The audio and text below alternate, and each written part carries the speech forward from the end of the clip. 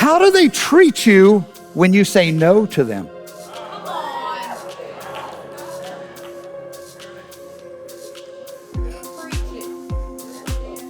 Are they going the same direction as you?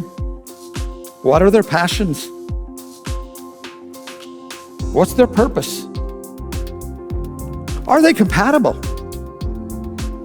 Look, you always marry opposites. Like, oh, I'm such a I love college basketball. And so, only time my wife ever watches college basketball is when we do the bracket in church. But the other night I'm thinking, oh shit, her bracket. I said, your bracket's doing so good. You need to come watch the game with me. She ain't coming to watch a game with me. But you need to find these things out about what their passions are and what they're searching. Come on. Let me give you some safe dating. Number one, seek God's guidance. Both of you ought to be seeking direction from God. If they're not seeking direction from God above you, then you need to back off. Trust me, this is why 50% of marriage destroys. I look at two people, I hate to call these two out. I look at Grant and Sierra here, but I know they did it right.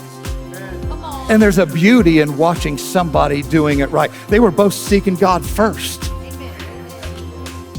This is gonna make their marriage work. Can I tell you why my marriage works? Because man, we both love God more than we love each other. And it keeps us on passion, it keeps us on purpose. Number two on dating, you need to prioritize spiritual growth. If they're not reading the Bible, if they're not concerned about their spiritual growth, if they tell you, well, I used to go to church, but the pastor ticked me off, so I haven't been in a while. They're warning. Warning, there needs to be some spiritual growth. Number three, you need to set boundaries. I told you last week, sexual sin is the sin that God said, if you do this, you sin against yourself.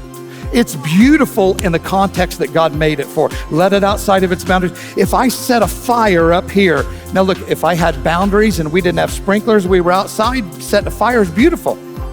But if I do it up here without boundaries, you're all running. But that's what sex does when we do it out of context.